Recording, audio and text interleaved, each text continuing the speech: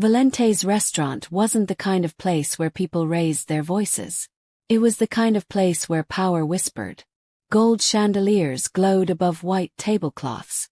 Crystal glasses glittered under the soft jazz coming from the corner piano. Every movement of the staff was rehearsed, graceful, precise. The regulars were men who owned half the city and women who smiled like secrets. At the far end, in the corner booth where no one dared to sit unless invited, sat Lucian Vega, 33. Immaculately dressed. Every inch of him looked expensive. His charcoal suit, his gold watch, even the way he stirred his whiskey. People said Lucian Vega didn't just control the city. He was the city. And tonight, he looked ready to burn it down. The steak in front of him sat untouched. His jaw was tight. His phone vibrated once on the table, flashing a name, R. Costa. His right-hand man. The message previewed one sentence. Shipment from the harbor, short 2 crates. Lucian's hand stilled. His empire was built on order, control, precision. Someone stealing from him meant someone wanted to die. Antonio, he said flatly, not looking up. The waiter nearly tripped over himself approaching. Why yes, Mr. Vega. Lucian lifted his knife. This is medium rare. His tone was calm, but it was the kind of calm that made men sweat. Antonio swallowed. Yes, sir. Exactly how you asked. Lucian pressed the edge of the knife into the steak, tilted it slightly. Looks raw to me. He didn't shout. He didn't have to. The temperature in the room seemed to drop 10 degrees. Forks stopped clinking. The piano faltered. Then a new voice, quiet, steady, broke the silence. It's cooked perfectly, sir. Heads turned. A waitress stood at the edge of his table. Aria Vale, 24. Brown hair tied neatly back. Eyes like sunlight on water. Clear, calm, impossible to ignore. She held a tray against her hip and didn't look away when he turned his icy gaze on her. Lucian stared at her for a long, slow second. Excuse me. You asked for medium rare, Aria said. That's what the kitchen made. I checked it myself before it left. Antonio's eyes widened in horror. Aria! She didn't flinch. If you don't like it, I can take it back and have another made. But please don't insult the chef for doing her job correctly. The silence that followed was heavy. Even the chandeliers seemed to hold their breath. Lucian Vega, a man people said once made a councilman vanish for missing a payment, leaned back in his booth, watching her with something unreadable in his eyes. Shock. Amusement. Anger. Finally he said softly. Do you know who I am? Aria nodded once. You're the customer complaining about a perfectly good steak. A slow, dangerous smile curved his lips. You've got nerve. I have bills, she replied. And respect for my co-workers. Someone near the bar whispered she's dead. Lucian exhaled through his nose, studying her like a puzzle he couldn't solve. No fear. No trembling hands. Her voice didn't even shake. Then he said, almost to himself, You're not afraid of me. Aria tilted her head. Should I be? Something flickered in his eyes. Interest, sharp and unexpected. You don't know me, he murmured. I know enough, she said quietly. You're a man who's used to getting whatever he wants. But that doesn't make you right. Her tray trembled just slightly, but only slightly. Lucian noticed it. Everyone did. But it only made him smile wider. He stood slowly. 6'2", broad-shouldered. The kind of presence that filled the room without effort. He towered over her. And what, he asked softly, makes you think you can talk to me like that? Aria lifted her chin. Because the truth doesn't change depending on who hears it. The air between them crackled like static. Lucian's men at the next table had already reached under their jackets, instinctively ready for trouble, but Lucian lifted one hand, stopping them. He leaned in slightly, his voice a low rumble. Say that again. Aria's pulse hammered in her throat, but she met his gaze and said 3 words that silenced the world around them. You're not God. Someone dropped a fork. Antonio nearly fainted. Lucian blinked once, and for the first time in years, he didn't know what to say. Then slowly he laughed. A deep, genuine laugh that made the hairs on everyone's arms stand up. You, he said, pointing at her with his knife still in hand, are either the bravest or the stupidest person in this entire city. Arya stepped back, her heart racing. Maybe both. Would you like me to replace your meal, or are we done here? Lucian stared at her, something dark and fascinated in his eyes. Then he sat down, cut into the steak again, and took a slow bite. It's perfect, he said finally. Antonio gaped. Yes, sir. Lucian didn't look at him. Tell chef the steak is perfect. Then his eyes returned to Arya. What's your name? She hesitated. Arya. Arya, he repeated, tasting the word. Beautiful name. I'll remember it. She nodded stiffly. Enjoy your meal, sir. As she walked away, Lucian's voice followed her. Oh, I intend to. The restaurant exhaled like it had been underwater. Later that night, after the last table was cleared and the kitchen lights dimmed, Arya sat in the locker room staring at her reflection. Her co-workers had already warned her half a dozen times. You don't talk back to him. I didn't talk back, she muttered to herself. I told the truth. Still, her hands trembled as she unpinned her name tag. The adrenaline had finally caught up with her. Somewhere in the city, Lucian Vega sat in the back of his black Maserati, the city lights streaking past the windows. His right-hand man, Rafael Costa, spoke quietly from the driver's seat. You let that girl talk to you like that, boss? Lucian's lips twitched. She didn't talk to me. She challenged me. Rafael frowned. You want me to handle it? Send someone to. No, Lucian's tone cut like glass. No one touches her. Rafael glanced in the mirror. Since when do you protect waitresses? Lucian stared out the window, the echo of those 3 words replaying in his head. You're not God. A slow smile crept across his face. Since one of them reminded me I'm not. The next morning, Arya woke to pounding on her apartment door. Her landlord's voice echoed through the thin walls. Rent's due, Vale. I'm not waiting another week. She closed her eyes. Just one more shift, she whispered. I'll have it by Friday. Her life wasn't glamorous. Tiny apartment, peeling paint, 2 part-time jobs. Nursing classes in the morning, restaurant shifts at night. Every penny counted. She didn't have time for billionaires with tempers. But when she arrived at Valente's that evening, the air felt strange. Charged, expectant. Antonio, the head waiter, rushed toward her the moment she clocked in. Arya! Oh, thank God you're here. Listen, something's happened. What? She asked, setting down her bag. Lucian Vega called this morning. Her stomach dropped. Oh no. Oh yes, Antonio said, wide-eyed. He requested you. Him. He said, and I quote, have Arya serve me personally. Arya blinked. You're joking. Do I look like I'm joking? Antonio whispered frantically. I'm not losing my job because you called him not God. She rubbed her forehead. I didn't call him that. I said he's not. There's a difference. Tell that to the people he's buried. Antonio. He sighed, defeated. You're impossible. Maybe, she said. But I'm also broke. If he requested me, I don't have a choice. Antonio looked like he might faint again. If you survive this, I'll buy you a drink. At exactly 8 o'clock, Lucian Vega walked through the door like he owned the air itself. Heads turned. Conversations stopped. He was flanked by 2 men in black suits who scanned the room before taking positions near the walls.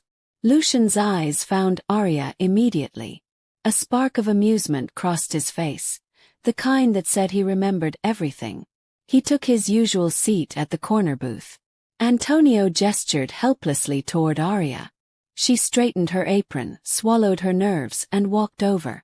Good evening, Mr. Vega, she said evenly. Arya. His voice was smooth, low. So it wasn't a dream. I'm working, she replied, trying not to sound flustered. What would you like tonight?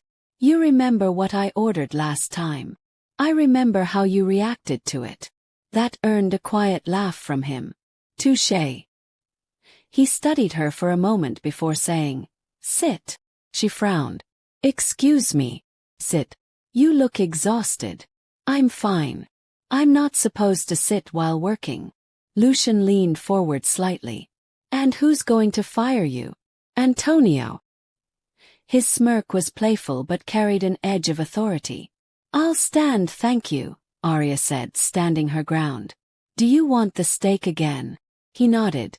"Medium rare." "Brave of you," she muttered, scribbling on her notepad. His laugh was genuine this time, low and surprised. "You're something else. I've been called worse." "I believe that." He tilted his head, studying her. "Tell me, Arya Vale, do you always talk to dangerous men this way? Only when they're rude."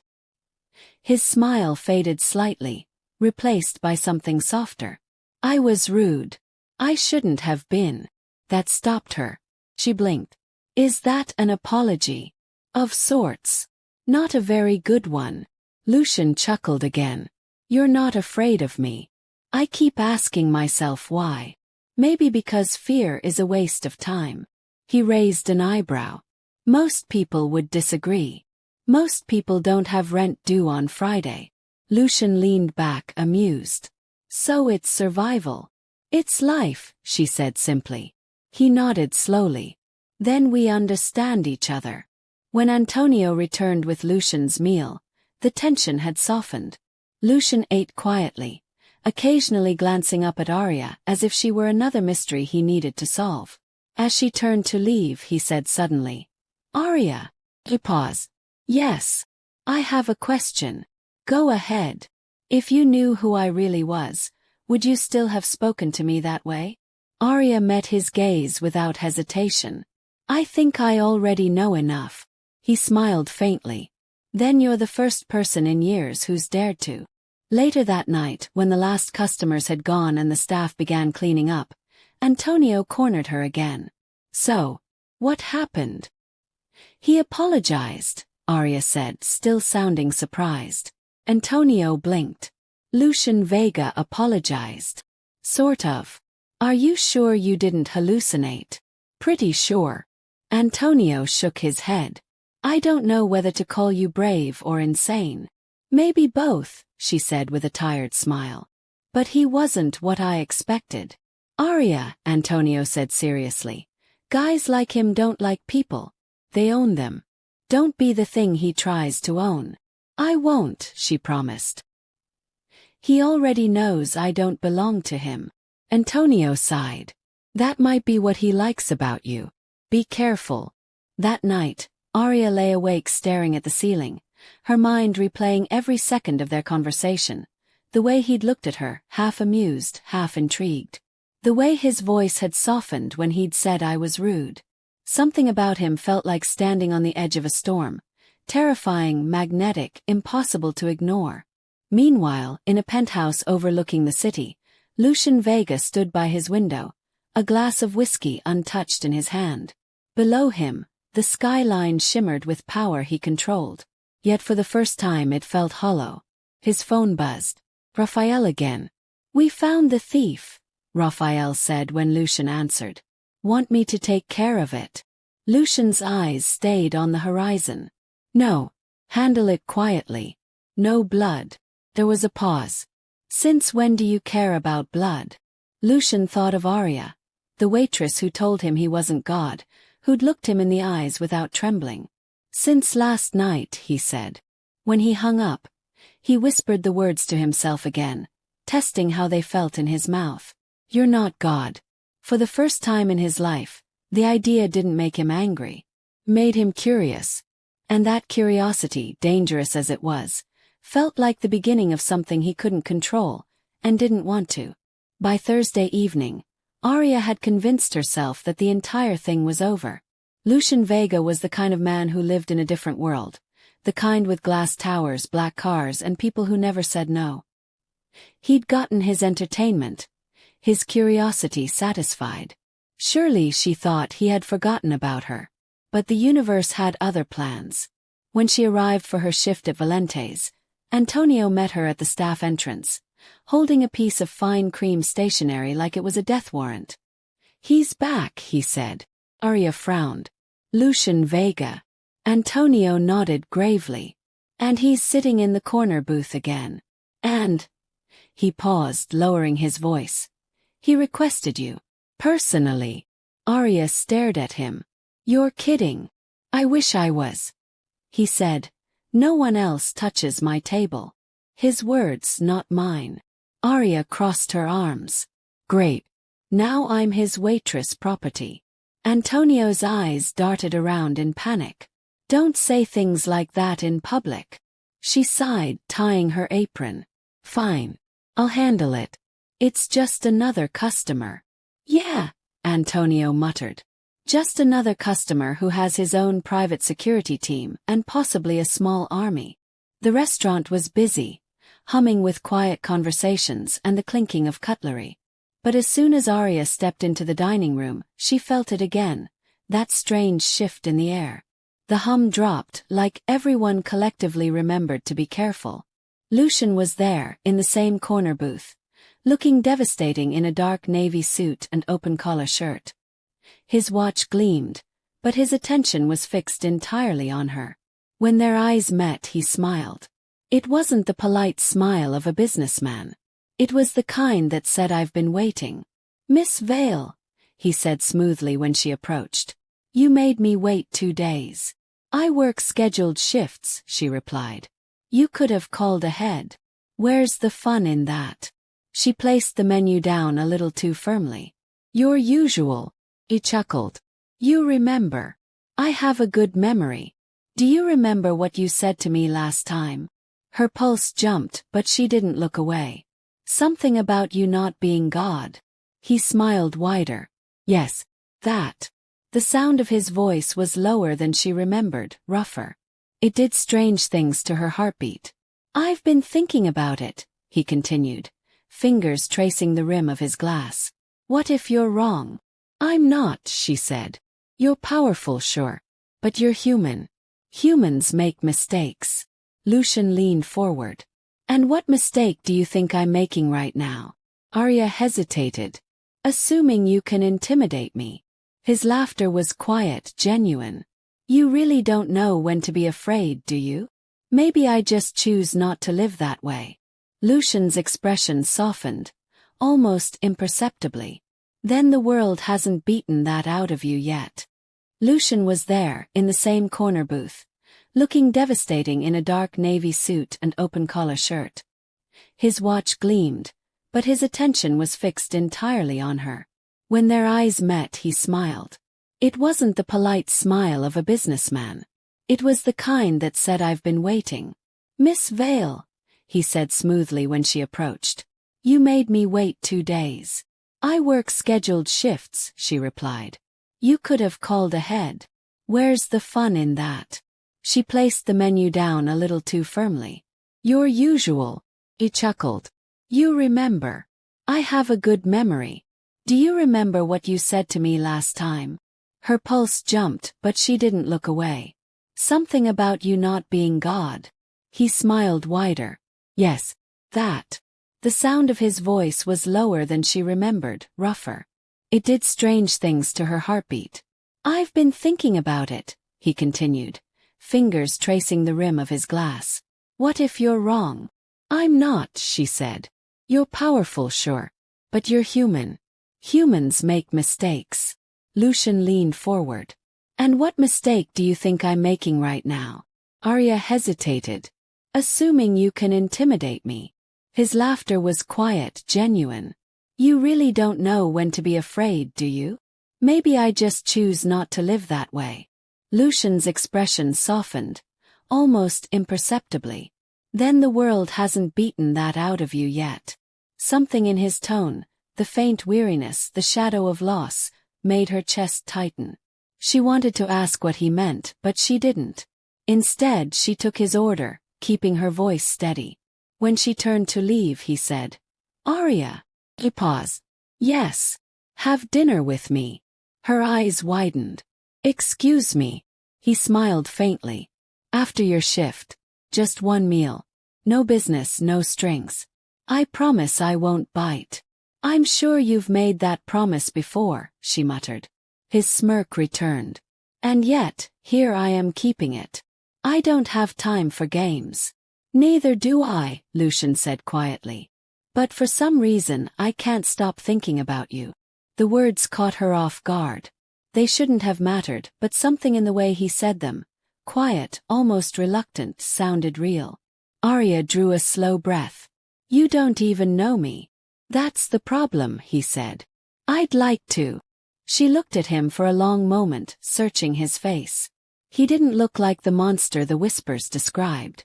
He looked lonely. I'll think about it, she said finally. That's all I ask. As she walked back to the kitchen, Antonio intercepted her immediately. What did he say? She sighed. He asked me to dinner. Antonio's jaw dropped. You're not actually considering it, are you? I said I'd think about it. Arya, for the love of God. She cut him off with a small, tired smile. Relax. Just dinner. I've survived worse. Antonio threw his hands up. You have no idea who you're dealing with. Maybe, she said. Or maybe I'm the only one who sees him for who he really is. That night, when the restaurant closed, Arya found herself standing outside under the streetlights, her bag slung over one shoulder. The city was alive. Neon signs, honking taxis, the smell of rain on hot pavement. And there he was, leaning casually against a black car that probably cost more than her building. His sleeves were rolled up, his tie gone, but he still looked like danger dressed in charm. I thought you'd say no, he said when she approached. I almost did. What changed your mind? A shrug. Curiosity. Lucian smiled slowly. Curiosity kills, you know. Only cats, she said, climbing into the car. He laughed. And maybe devils.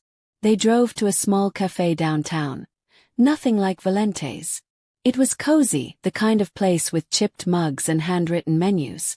Lucian looked almost out of place there, yet oddly comfortable too. When they sat, he gestured for black coffee. They make the best in the city, he said. Arya folded her hands. You bring all your dinner dates here. First time, he said honestly. Usually, people expect something extravagant. But you don't strike me as someone who'd be impressed by gold ceilings. You'd be right. Lucian leaned back, watching her. So Arya Vale. Nursing student. Waitress. Lives in a fourth-floor walk-up with bad heating. Her eyebrows shot up. You've been checking up on me. He didn't look guilty. I check on anyone who interests me. That's called stalking. That's called being careful. She gave him a flat look. You're used to people being scared of you. Yes, he said simply. Well, I'm not. I've noticed, Lucian said, a hint of admiration in his tone. It's refreshing. Dangerous, she corrected. He smiled faintly. So they tell me. The waitress arrived with their drinks, hands shaking slightly as she placed them down. Lucian waited until she left before saying, I didn't mean to frighten you that night. Arya raised an eyebrow. You did. I know. His eyes were sincere. That wasn't my intention. I was angry. Not at you. At someone who betrayed me. And you took it out on a steak. And a waitress, he admitted. She studied him for a moment. Why are you telling me this? Because I don't want you to think I'm always like that. Arya leaned forward slightly. Are you? He paused. Not with you. Something in his tone made her chest tighten. She looked away, trying to steady her breath. You don't know me well enough to say that. Lucian smiled softly. Then tell me about you. She hesitated, then said, There's not much to tell. I'm in my last year of nursing school. I work too much, sleep too little, and I have a weakness for chocolate croissants. His eyes warmed. That's more than most people tell me in a year. Maybe you're asking the wrong people. Maybe, he agreed. They drank their coffee in silence for a while. It was strange, peaceful. No guards, no tension. Just two people who shouldn't have been sitting across from each other sharing a quiet night. Why me? Arya finally asked. You could have anyone. Lucian looked at her for a long time before answering. Because you didn't look at me like everyone else does. How do people look at you? Like they're afraid I'll break them. His gaze softened. You looked at me like I was already broken. Arya didn't know what to say to that. She looked down at her coffee, her voice soft. Maybe we're all a little broken. Lucian smiled faintly. Maybe that's why you don't scare easily. Or maybe I'm just bad at self-preservation. He laughed quietly. I'll make you a deal then. She looked up. A deal? I promise not to hurt you. And you promise not to run. Her heart skipped. That's not how normal people make friends. I've never been normal, he said simply. She hesitated, then said, and what happens if one of us breaks the deal? His eyes darkened, though his tone stayed calm. Then one of us learns the hard way what the other is capable of. Arya stared at him, uncertain if he was joking. But before she could respond, his phone buzzed. He checked the screen, his expression shifting, colder, sharper. Business? She asked quietly. Something like that, he said, sliding the phone back into his pocket. Nothing that concerns you. That's not reassuring. It's not meant to be. He smiled again, but it didn't reach his eyes this time. You should finish your coffee. I'll take you home. The drive back was quiet. Rain had started to fall, streaking the windows. The city lights blurred into gold and red. When the car stopped in front of her building, Lucian turned toward her. You shouldn't walk home alone this late, he said. I'm fine. I'll have someone keep an eye on you. No, her voice was sharp. I don't need bodyguards. His jaw tightened. Arya, you don't understand. I understand perfectly, she cut in. You're used to controlling everything. But I'm not part of your world, Lucian. You don't get to control me. He looked at her for a long moment. Then slowly he smiled. There she is, he said quietly. There who is? The woman who told me I wasn't God. She sighed. You're impossible. Maybe, he said. But I'm also patient. He reached into his jacket and handed her a folded piece of paper. My number. In case you ever need anything. I won't. Keep it anyway. Arya took it reluctantly. Good night, Mr. Vega. Lucian, he corrected softly. When it's just us, call me Lucian. She stepped out of the car, pulling her coat tight against the rain. Before she could close the door, he said, Arya. He turned. Curiosity, he said. That's what you told me changed your mind tonight. Yeah. His smile was faint, dangerous, but not unkind. Don't lose it. It's the only thing that scares me. She stared at him, rain falling between them, the city humming around them like a restless heartbeat. Then she closed the door and walked away. Lucian watched until she disappeared inside her building. Only then did he lean back in his seat and let out a breath he didn't know he'd been holding. Boss? Raphael asked from the front. Lucian's voice was quiet. Make sure she gets inside safely. Thought you said no one touches her. I did, Lucian said. His eyes still on her window. Watching isn't touching. Raphael grunted. You're getting soft. Lucian's jaw tightened. No, he said softly. I'm getting curious. Outside, rain kept falling, soft, relentless, washing the city clean, though everyone knew some stains never came out. 2 days had passed since that night in the rain, and Arya hadn't called him. She'd told herself she wouldn't. She was too busy, school, shifts, life. She didn't have time for the kind of chaos Lucian Vega brought with him. Yet every time her phone buzzed, her heart leapt before she reminded herself it wasn't him.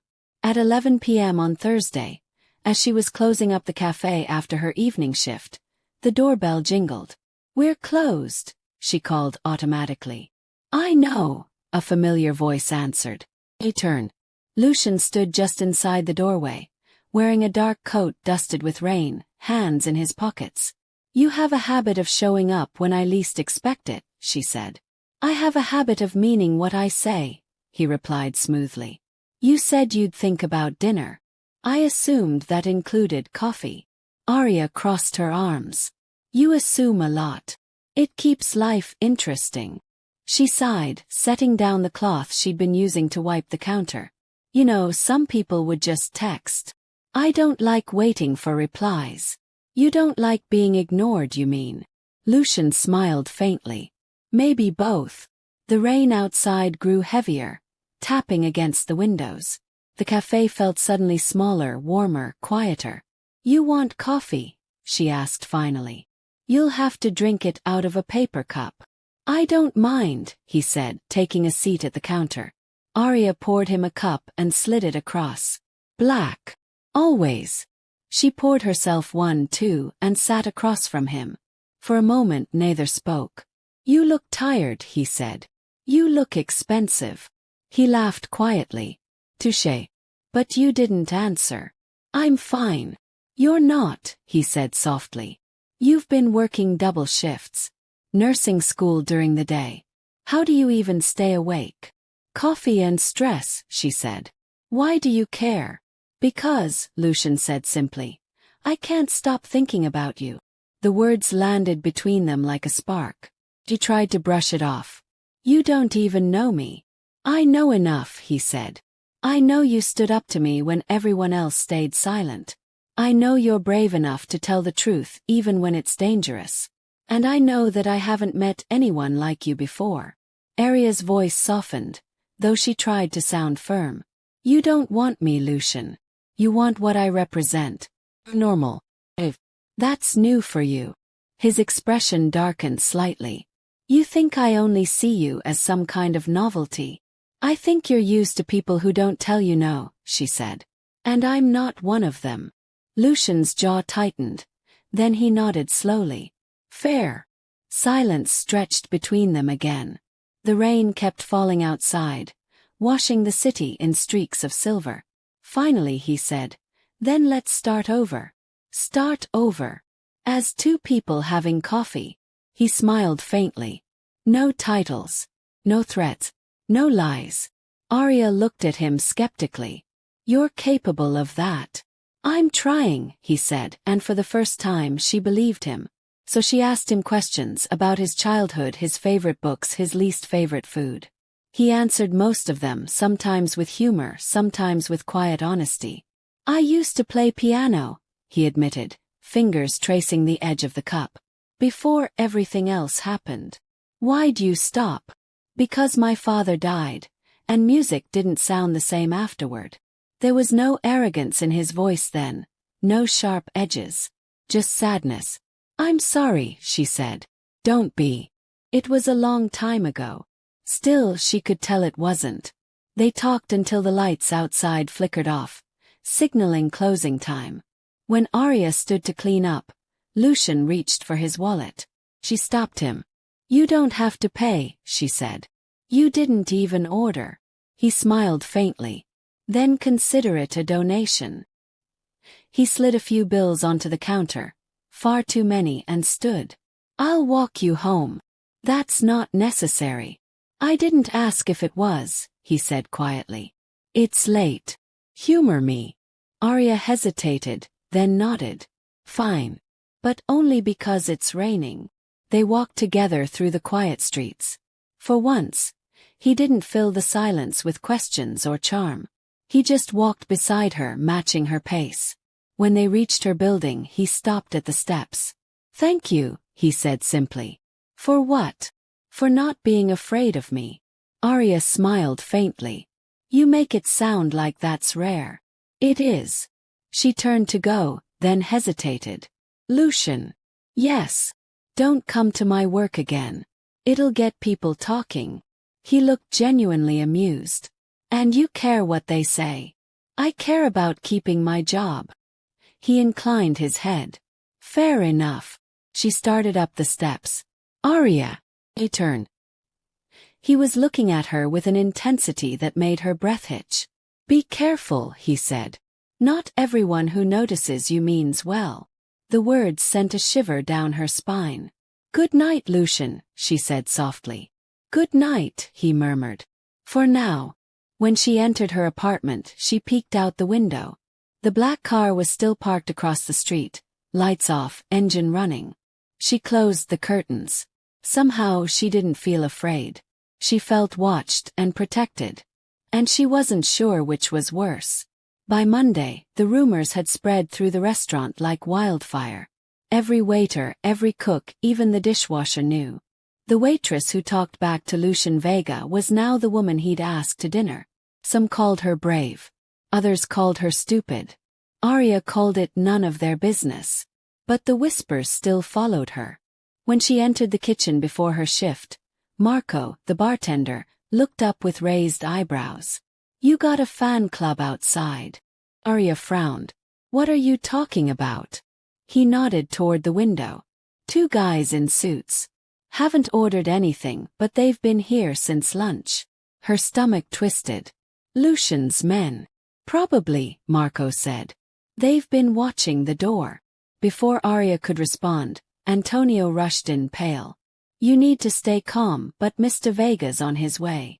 Oh, come on, Arya groaned. Again. He called ahead this time, Antonio said miserably. And he specifically said, make sure Arya's working. Marco whistled. You've got yourself a fan, sweetheart. Shut up, she muttered, tying her apron tighter. By the time Lucian arrived, the entire restaurant had gone silent. He didn't need an introduction. His presence spoke for itself.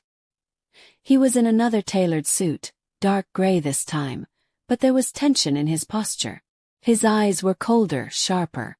When Arya approached the table, he looked up. You're late. It's called traffic, she said dryly. Even crime lords get stuck in it. One of his men stifled a laugh and quickly looked away. Lucian's expression softened, but only slightly. Sit. I'm working, she reminded him. 5 minutes, he said. That's all. Something in his tone made her obey, even though she didn't like it. He leaned forward, lowering his voice. Do you remember what I told you? About people noticing you? Yes. They have. Her heartbeat quickened. What do you mean?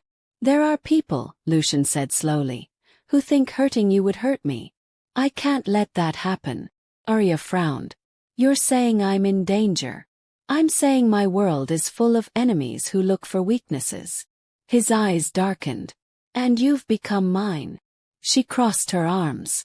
You're exaggerating. He shook his head. I wish I was. Arya exhaled, trying to stay calm.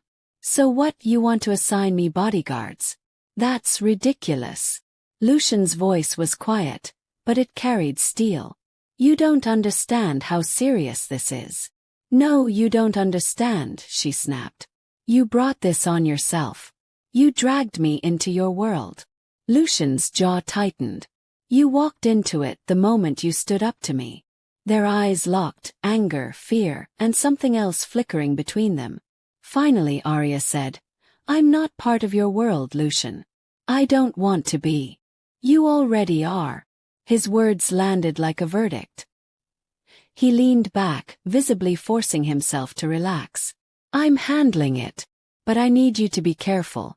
Stay in public. Don't walk home alone. Keep your phone on you. Arya sighed. Fine. If it'll get you to stop hovering, I'll be careful. Lucian nodded once, satisfied. Good. Then, almost as an afterthought, he said, there's a charity gala next week. I want you to come. Arya blinked. You want me to what? Be my guest. She laughed, incredulous. Do you even hear yourself? You just told me people might want to hurt me. And your next idea is to parade me in front of half the city. Lucian's lips twitched. No one would dare touch you if I'm standing beside you. That's not protection, that's arrogance. Maybe, he said quietly. But it's the truth. Arya shook her head, standing up. You're impossible. Maybe, he said again, smiling faintly. But I'm not done trying. When she turned to leave, he called softly. Arya. Stop. I'm not trying to control you, he said. I'm trying to keep you alive. Her voice softened despite herself. Then maybe you should start by staying alive too. Lucian smiled, small and genuine. Fair trade. Later that night, after closing, Marco offered to walk her home. She almost said yes, until she saw the black car parked across the street again, engine idling. She sighed. I'll be fine. Marco frowned. You sure? Yeah. She managed a smile. My shadow's already here. The rain had stopped, but the air still smelled of thunder. As she walked home, she could feel eyes on her from the car window. Half of her wanted to be angry. The other half felt safer. When she reached her door, her phone buzzed. Unknown number. Text me when you're inside. Arya rolled her eyes but typed back. I'm fine, Lucian. A moment later, his reply came. Stay that way. She set her phone down, trying not to smile. Because no matter how hard she tried, she knew the truth. She was already too far in.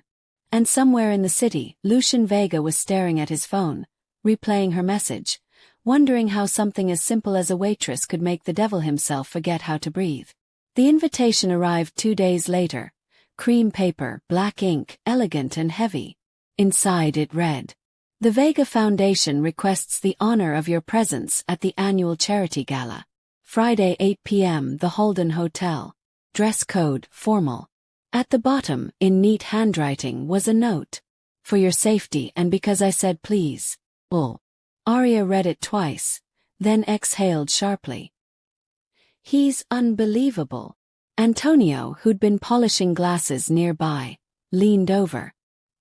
He's persistent. He's insane, she muttered. A gala. I can barely afford rent, and he wants me to play Cinderella. Cinderella got a happy ending, Antonio said, smirking. She also lost a shoe running away from a rich man, Arya countered. But that night, she still found herself standing in front of her closet, staring at the one dress she owned that wasn't for work or school, a deep red gown she'd worn once to a wedding. Elegant, simple, but striking. She didn't know why she cared how she looked. Maybe she wanted to remind Lucian Vega that she didn't belong to his world. She was just visiting. The Holden Hotel was alive with light, chandeliers blazing above crowds in diamonds and tuxedos. A string quartet played in the corner, and the air smelled like wealth and secrets. Lucian Vega stood at the center of it all. He looked like something carved out of smoke and command. Black suit, crisp white shirt, no tie. When he saw Arya at the entrance, the crowd seemed to fade around him. She caught his gaze and froze, her breath hitching. He smiled slowly, the kind of smile that made the entire room shift without a sound. When she reached him, she said dryly, You could have warned me this thing was crawling with reporters. You look beautiful, he said simply. She rolled her eyes. That's not a warning. It's the truth, he said. And I thought you liked the truth. Before she could reply, a man approached, tall, handsome and radiating arrogance. Lucian Vega, he said, voice slick with charm. You didn't tell me you were bringing such lovely company. Lucian's smile didn't reach his eyes. Damien Marcello. You weren't invited. Relax, Damien said smoothly, offering his hand to Arya. I'm just here to congratulate you on your charitable image. Arya hesitated, then shook his hand. Arya Vale. Ah, Damien said, eyes glinting. The name I've been hearing so much about. You must be very special, Miss Vale. Lucian doesn't usually repeat names. Lucian's jaw tightened. Enough. But Damien leaned closer to Arya, lowering his voice. Careful, sweetheart. Men like him don't fall in love, they collect. Before Arya could respond, Lucian's hand closed around her wrist. Firm, possessive, but protective. Walk with me, he said, his voice low and dangerous. They moved through the crowd, whispers following them like shadows. When they reached the balcony, Lucian exhaled sharply, releasing her hand. I'm sorry, he said. He's trying to provoke me. Arya looked at him. And you almost let him. Lucian met her eyes. He's not just another guest, Arya. Damien runs what's left of the Marcello family business. He's been trying to get close to me for months. And now to you. To me, she asked. Why? Because he thinks you're my weakness. Aria's pulse jumped. Am I? Lucian's gaze softened. You're the only thing I don't want to lose. The honesty in his voice stunned her. Lucian. He cut her off gently. Dance with me. She blinked. What? Dance? No one will approach us if we're moving. I don't dance. You'll learn. Before she could protest, he took her hand and led her back into the ballroom. The music shifted, slow, haunting, beautiful. Lucian's arm slid around her waist. His touch light but unyielding. She tried to focus on the rhythm, but her heartbeat drowned out the violins. You're tense, he murmured. I'm dancing with a man who probably has half this room terrified of him. Probably, he teased. Definitely. He smiled. Relax, Aria. The trick is to trust me. That's asking a lot. I know. But when she looked up at him, really looked, she saw something she hadn't before, restraint. For all his power, he was holding himself still, careful not to hurt her, not to cross the line. She followed his lead, their steps falling into sync. The rest of the room blurred. You're full of surprises, she whispered. So are you, he said quietly. You walk into storms and don't flinch. Maybe I just don't know when to run. He smiled faintly. Or maybe you finally found someone who won't let you. When the song ended, they didn't move for a moment. The applause around them faded like a dream. Lucian's hand lingered on her back, warm and steady. Thank you, he said softly. For what? For reminding me I'm still human. Later that night, as the gala wound down, Aria found herself standing alone near the exit. She should have been angry about Damien's comments about Lucian's temper, but she wasn't.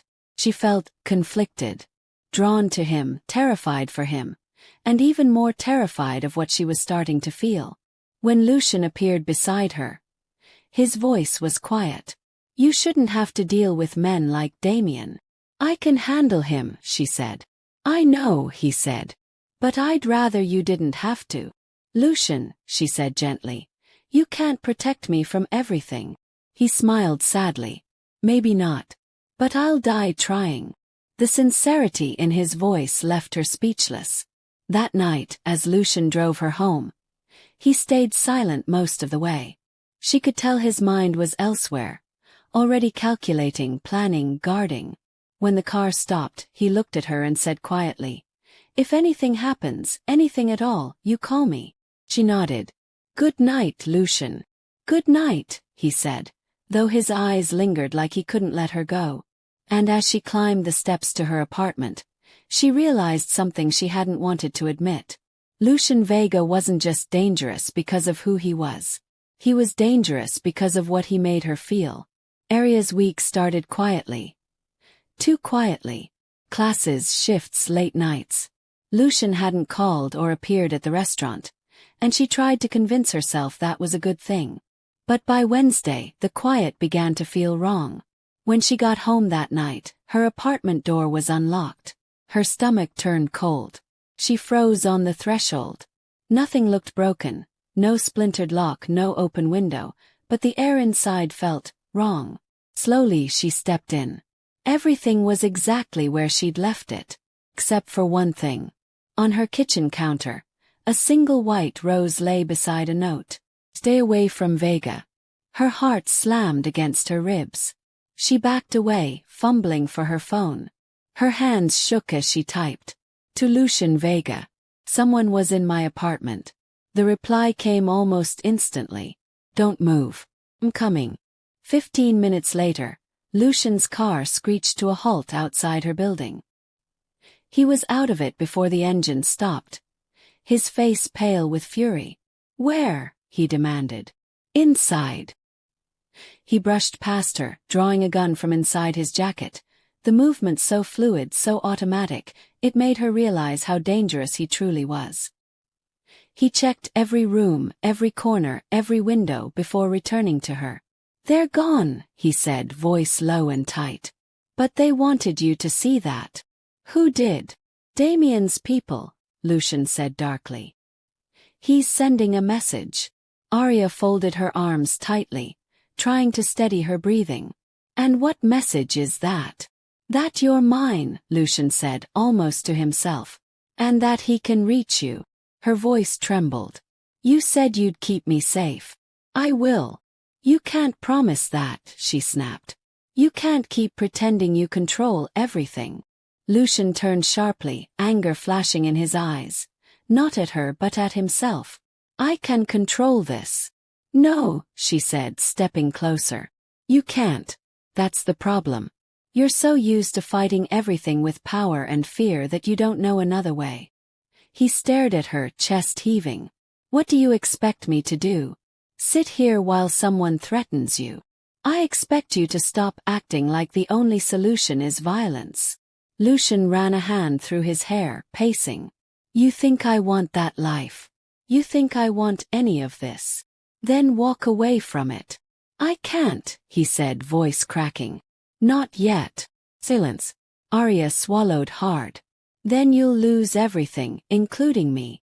Lucian stopped moving. His shoulders stiffened. When he turned, the look in his eyes was pure pain. You think I don't know that, he said quietly. You're the only thing keeping me from becoming what they say I am. The words hit her like a blow. She wanted to be angry, but instead she saw the truth in them. The exhaustion, the fear, the desperate edge in his voice. She reached out, placing a hand on his arm. Lucian. He looked at her, eyes softening. I don't know how to do this, he admitted. How to be this person around you. Then learn, she said quietly. Before it's too late. For a moment neither moved. The storm outside rattled the windows, thunder rolling across the city. Then Lucian said, You're not staying here tonight. I'm not leaving my home. Yes, you are, he said firmly. Pack a bag. You'll stay somewhere safe. Where? With me. She hesitated. Lucian. He met her gaze, unyielding. I won't take no for an answer this time. Arya opened her mouth to protest, but the look in his eyes stopped her. Beneath the command was genuine fear. Not for himself but for her. Fine, she said softly. One night. He nodded once. That's all I need. Half an hour later, she sat beside him in the car, her small suitcase at her feet. The city lights passed in a blur as they drove toward his penthouse, a fortress of glass and steel high above the streets. When they stepped inside, she was struck by how empty it felt. Everything gleamed, marble floors, cold white walls, a grand piano in the corner. But there was no warmth. This is where you live? She asked quietly. It's where I sleep, he corrected. Living is different. She turned to him. You could have anything. Why choose to live like this? Lucian's voice was low. Because everything I touch breaks. Arya looked around, then back at him. Maybe it's not what you touch that breaks. Maybe it's how you hold it. For a long moment they just stood there. Two people from different worlds, both fighting ghosts. Then Lucian said softly, You should get some rest. You're safe here. Are you sure? He hesitated, then nodded. As long as I'm breathing. And though Arya wanted to argue, she saw the truth in his eyes. Not arrogance, not dominance, but devotion. Still, as she lay awake later in the guest room, staring at the ceiling, one thought echoed in her mind. If Lucian Vega was willing to burn the world to protect her, what would happen when the world decided to burn back? Morning came slowly over the city. Pale light through rain-streaked glass, the faint hum of traffic far below. Arya woke in a room that looked like something out of a magazine. Floor-to-ceiling windows, silk sheets, and the skyline stretching endlessly beyond them. For a moment she forgot where she was. Then she saw the neatly folded clothes on the chair. A soft sweatshirt, leggings, and a note. Coffee's in the kitchen. Don't open the door for anyone but me. Oh. She rolled her eyes. Bossy even in handwriting. Still, she followed the smell of coffee down the hall. The penthouse was beautiful, but it felt cold, sterile like a museum. Everything was gray and sharp, untouched. Except for the piano. It sat by the window, keys gleaming in the morning light. Sheet music scattered like forgotten memories. Arya brushed a finger across the edge, then jumped when a voice spoke behind her. I haven't played that in years. Lucian stood in the doorway, hair tousled, shirt unbuttoned at the collar. He looked less like the devil she'd met at Valente's and more like a man still learning how to breathe. Why not? She asked. He shrugged, stepping closer. It reminds me of things I can't have back. Like your father. Lucian's eyes flicked to hers. You've been doing your homework. You told me enough, she said. He played too. He taught me. His voice softened. When he died, I stopped. The music just didn't sound right without him. Arya looked at the keys again. Maybe it's time to try. He smiled faintly. You think one night under my roof gives you permission to give life advice? I think someone has to. Lucian laughed quietly, a sound she was beginning to like too much. Then his phone buzzed. The shift in him was instant, shoulders straightening, warmth vanishing. He turned away to answer. What is it? His voice hardened. How many men? Handle it. I don't want blood in the streets. Not near the Vale girl's address again. When he hung up, Arya was watching him. Vale girl, she said. You talk about me like I'm a mission. You are, he said simply. I don't want to be. He looked at her, jaw tight. It's not optional anymore. I didn't ask for this, Lucian. No, he said quietly. But you stepped into it when you stood up to me. And now you're a target because of me. So what? I'm your responsibility now. Lucian took a step closer. You're under my protection. There's a difference. Arya met his gaze, unflinching. You can't protect someone by locking them in a cage. His voice dropped. I'm trying to keep you alive. I'm trying to live. They stood in silence, tension crackling between them. Finally Lucian exhaled. You're impossible. So are you. He smiled, small, tired, almost tender. Get ready. I have to take care of something. You're staying here until I get back. Arya frowned. And if I say no? Then I'll post 2 guards outside the door. She glared. That's not a choice. Lucian's smile didn't waver. It's the only one I can give you right now. Hours later, Arya found herself pacing the penthouse, restless and irritated. She hated feeling trapped. Every shadow seemed heavier now that she knew someone had broken into her home. By the afternoon, she couldn't take it anymore. She went to the piano. Her fingers hovered uncertainly, then pressed a single note, then another. A melody began to form, hesitant, uneven, but real. When Lucian returned, he stopped in the doorway, listening. You can play, he said quietly. A little, she said, not turning. Mostly from when I was a kid. He walked closer. That's my father's song. Arya looked up. I just played what felt right. Lucian stared at her for a moment, something unreadable in his eyes. Then he sat beside her, pressing a key, low, slow, and soft. For a few minutes they played together. No words, just music. 2 broken rhythms finding the same beat. When they finished, Lucian turned to her. You have a gift. So do you, she said. You just buried it under too many walls. He smiled faintly. Maybe you're my demolition crew. Don't get used to it, she warned. I'm not staying. His smile faded. It's not safe out there yet. Maybe it's never going to be safe, she said. Maybe that's your excuse. Lucian's expression hardened again, but before he could respond, his phone buzzed once more. This time he didn't answer. He silenced it and stood. You're right, he said after a long moment.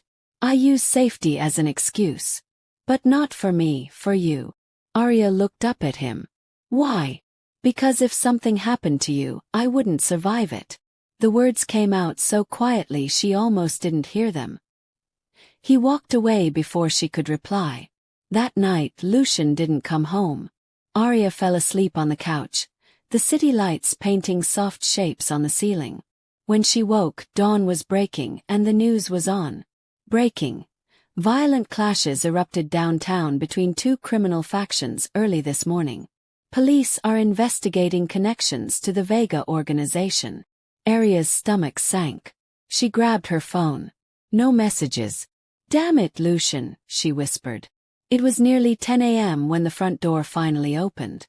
Lucian stepped in, his shirt stained with smoke and dirt, his knuckles raw. Lucian!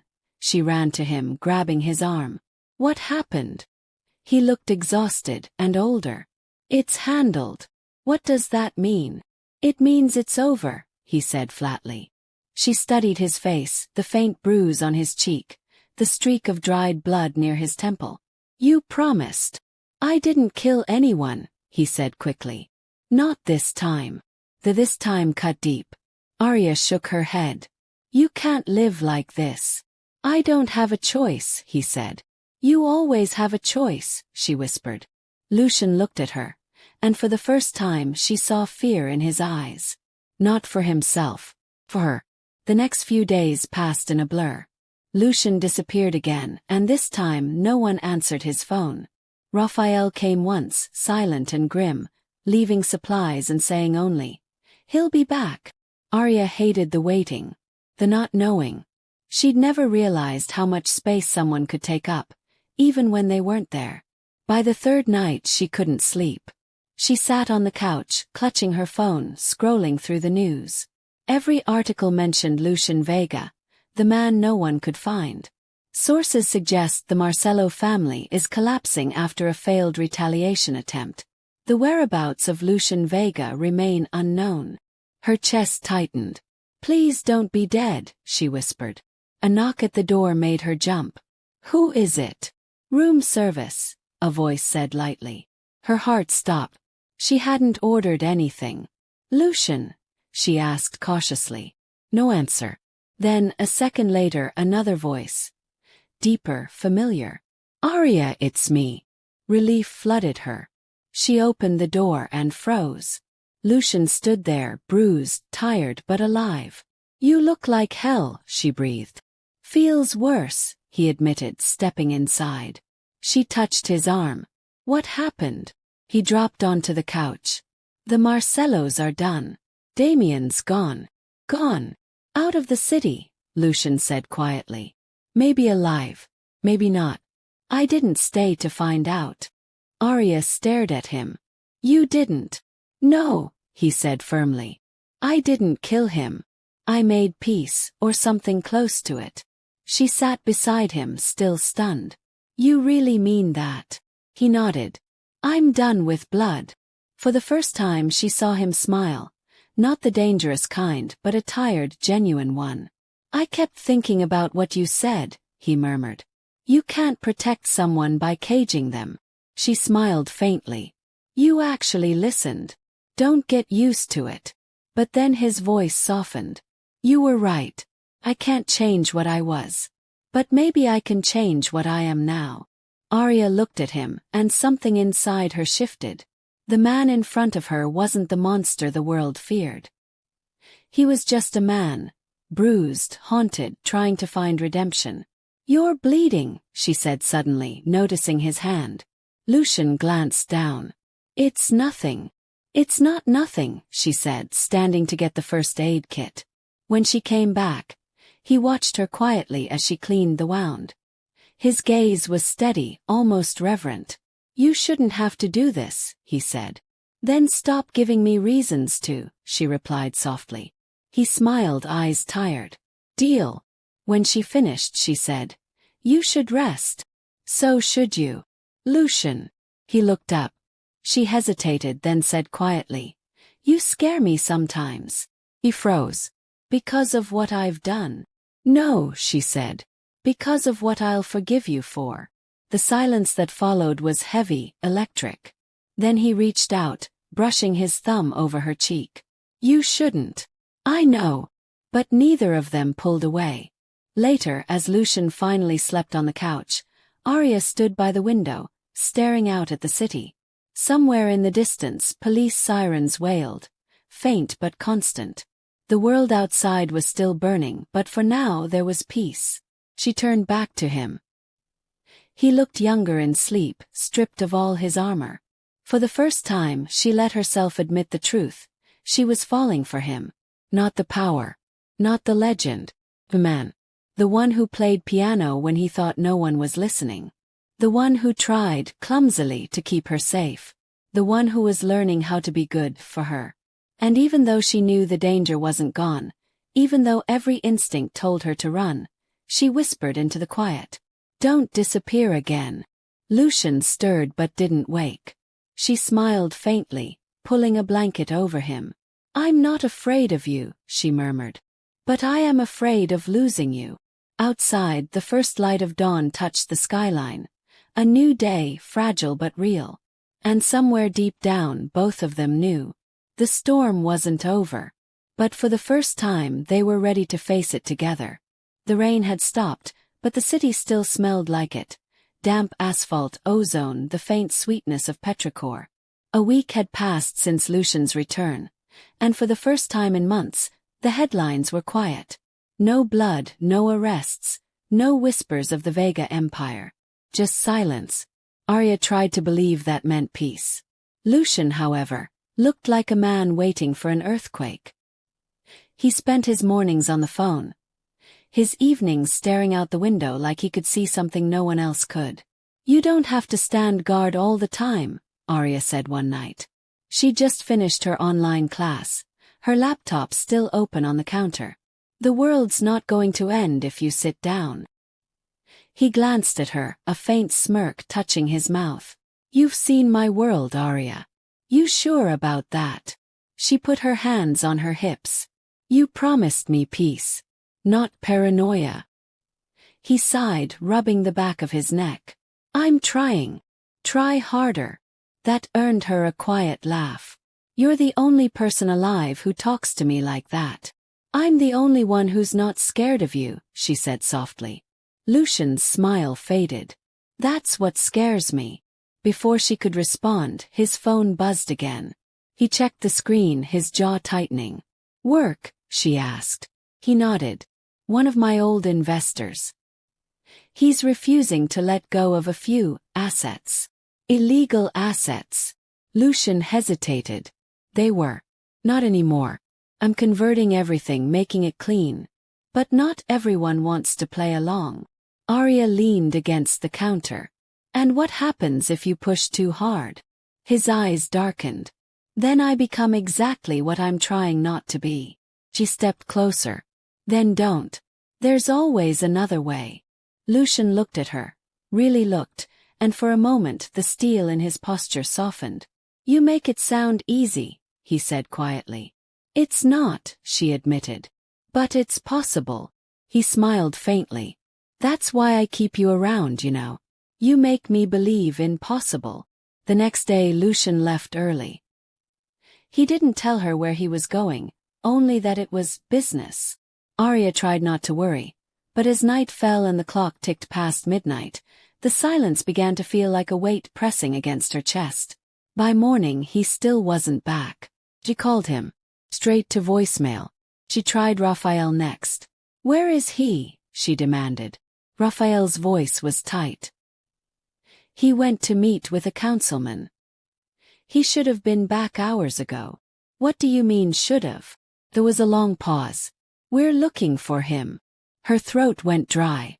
"Raphael. Stay where you are," he said firmly. "If anyone comes to the door, don't open it." The line went dead. Arya stared at her phone, heart hammering. "Stay where you are." The last time she'd heard those words, someone had broken into her apartment. She started pacing. Minutes crawled by. Every creak of the building made her jump. When the knock finally came, she froze. "Arya!" The voice on the other side was low, tired, but unmistakably familiar. Her heart nearly stopped. She yanked the door open. Lucian stood there, soaked to the bone, eyes shadowed, his suit torn at the sleeve. "Lucian!" She pulled him inside, hands trembling. "Where the hell have you been?" He sank onto the couch, breathing hard. "Negotiating." That's not negotiating, that's surviving. He gave a weak smile. You're not wrong. She knelt in front of him. Talk. Now. Lucian leaned back, eyes half closed. The councilman tried to sell me out. Marcelo's old allies offered him protection if he turned on me. He didn't realize I was already 2 steps ahead. So you won. He shook his head. Nobody wins in that game. I walked away. Let them eat each other alive. Walked away, she echoed. I meant what I said, Arya. I'm done with blood. Arya exhaled shakily, brushing damp hair from his forehead. You look like hell. You keep saying that. Because you keep earning it. Lucian chuckled softly, then reached out and took her hand. His was cold, shaking slightly. I don't want to do this anymore, he said. The Empire. Power. All of it. It used to mean something. Now it just feels like a cage. Then get out, she said simply. Walk away. He looked at her, searching her eyes. And go where? Anywhere, she whispered. As long as it's away from this. Lucian's fingers tightened around hers. If I leave, others will try to fill the vacuum. They'll come after what's left. And after you.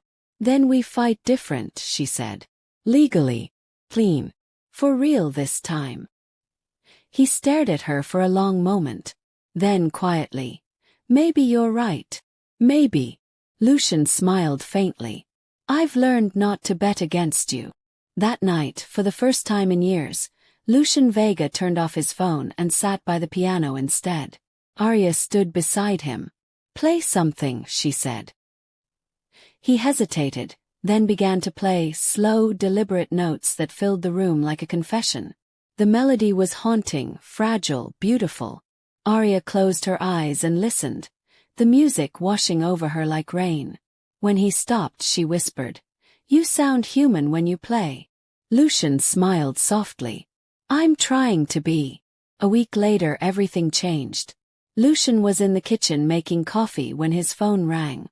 The number on the screen was one he hadn't seen in years. Agent Sloan, the federal officer who'd once tried to bring him down. He answered carefully. What do you want? Peace, Sloan said. And maybe a deal. Lucian's jaw tightened. Go on. The Bureau's building a case against your old partners. The money launderers, the politicians. We know you're cleaning up, Vega. We can help you stay clean. Lucian laughed quietly. In exchange for what? Testimony, Sloan said. You talk. You name names. We wipe your slate. Lucian's hand tightened around the phone. You think I'm stupid enough to believe that? You're smart enough to know it's the only way out. Lucian's voice dropped. And if I refuse? Then we come for you like we've always planned to. You and anyone close to you. Lucian's blood ran cold. Leave her out of this. That's up to you. The line went dead. When Arya woke, she found him staring out the window, still gripping the phone like it was a weapon. Lucian. He turned. We need to talk. Her stomach sank. What happened? The feds made an offer. Immunity. A clean slate. Her eyes widened. That's good, isn't it? He shook his head. In exchange, I have to betray every man I ever worked with. Lucian. It's not that simple, he cut in. If I talk, people die. If I don't, they come after me, and you. Arya stepped closer. So what are you going to do? He looked at her, torn. I don't know. She placed a hand on his chest. You've spent your life protecting people by controlling them. Maybe this time you protect them by letting go. Lucian caught her hand, his voice breaking. You don't understand. If I burn everything, I burn part of myself. Then let it burn, she said softly. Maybe that's how you start over. He stared at her, eyes shining with something between fear and love. You make it sound easy. It's not. But it's right. Lucian exhaled, then nodded slowly. I'll do it. But I need your help. Mine. You're the only person I trust to keep me honest. Arya smiled faintly. Then you're in trouble. The following days were a blur of meetings and coded phone calls. Lucian sat down with Sloane twice, providing just enough to dismantle the worst of his old empire while keeping others out of the crossfire. Every night, he came home exhausted, quieter than before. "You did the right thing," Arya told him one evening. "Maybe," he said. "But it doesn't feel like victory. It's not supposed to. It's supposed to feel clean." He smiled faintly. "You're too good for me." "Maybe," she said. "But you're trying. That counts." 2 nights later, Raphael arrived with bad news. "They know," he said grimly. "Your old partners, they know you talked." Lucian's body went still. "How?" "Doesn't matter.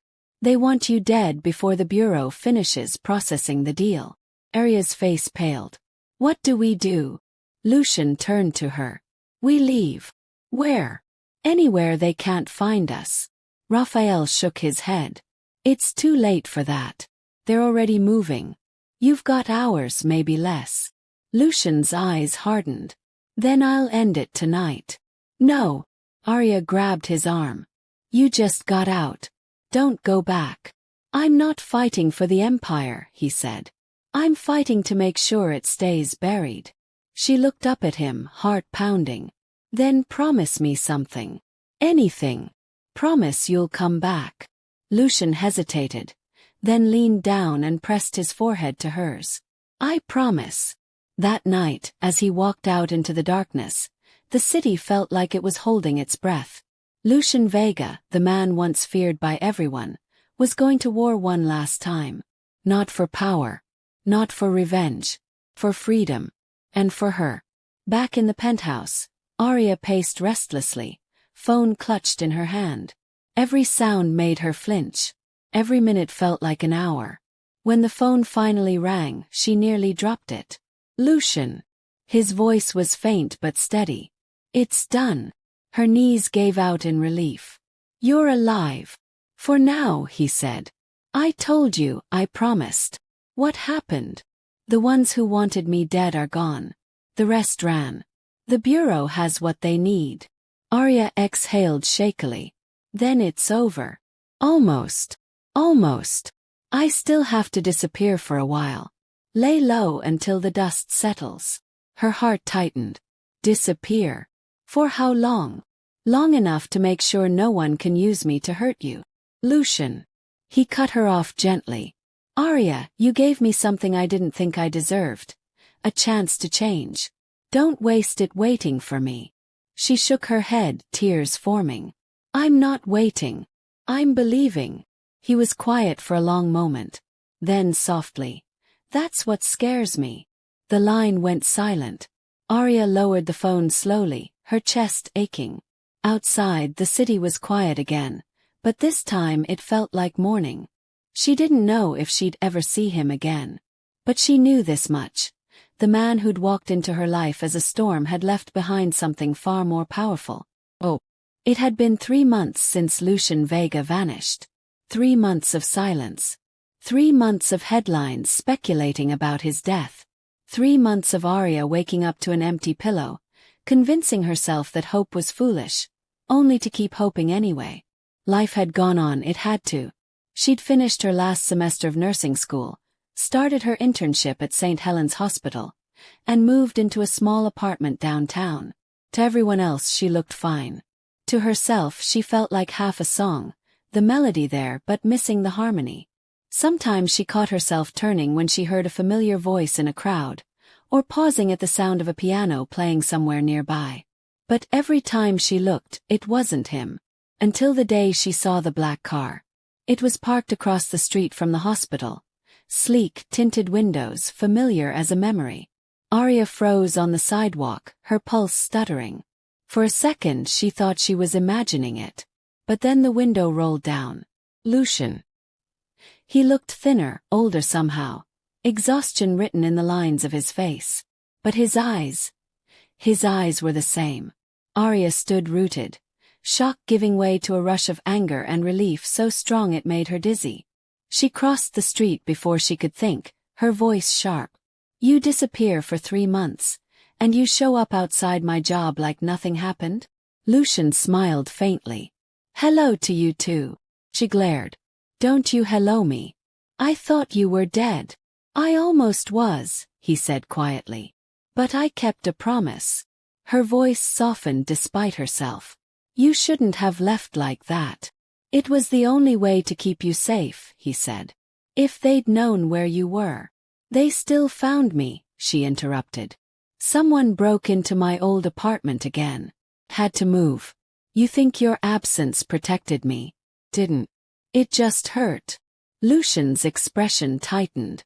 I'm sorry. Don't be sorry, she said, arms crossed. Be honest. He hesitated. There's something I didn't tell you. The Bureau's deal, it wasn't enough. My testimony cleared me, but it didn't clear everyone. Some of my old men. They think I betrayed them. They're hunting me. Aria's stomach dropped. Lucian. That's why I came back, he said. To end it for good. No, she said firmly. You can't keep solving everything with war. This isn't war, he said quietly. It's closure. She shook her head. You promised you were done. I am. After this. After this. You said that before. Lucian's voice broke a little. Arya, I'm trying. But men like me don't get to just walk away clean. Yes, you do, she said, her voice trembling. You just have to believe you deserve to. He stared at her for a long time, and for a fleeting second she saw it. The man he could be, not the one he'd been. Then he reached into his coat and handed her a folded envelope. What's this? My confession, he said. Everything. Names, accounts, records. If I don't come back, you give it to Sloane. Her heart skipped. Don't talk like that. Promise me, he said. Lucian. Promise me. She swallowed hard. Fine. Promise. But if you think I'm just going to sit here. He smiled faintly. I'd expect nothing less. Then he brushed a hand along her cheek. Light, almost reverent. You once told me you weren't afraid of me. I'm not, she whispered. I'm afraid for you. Lucian's eyes softened. That makes two of us. And then he was gone. That night, Arya couldn't sleep. She kept replaying every word, every look. She'd spent months trying to move on, and now he was back, walking straight into danger again. By midnight she made her decision. She opened the envelope. Inside were pages of handwritten notes, account numbers, and names, all tied to men who'd built fortunes on blood. But at the very top, scrawled in his rough handwriting, was a single sentence. If you're reading this, I didn't make it out. Arya's breath hitched. Well, not again. She grabbed her phone and called Raphael. Where is he? Raphael's sigh told her everything. You shouldn't get involved, Arya.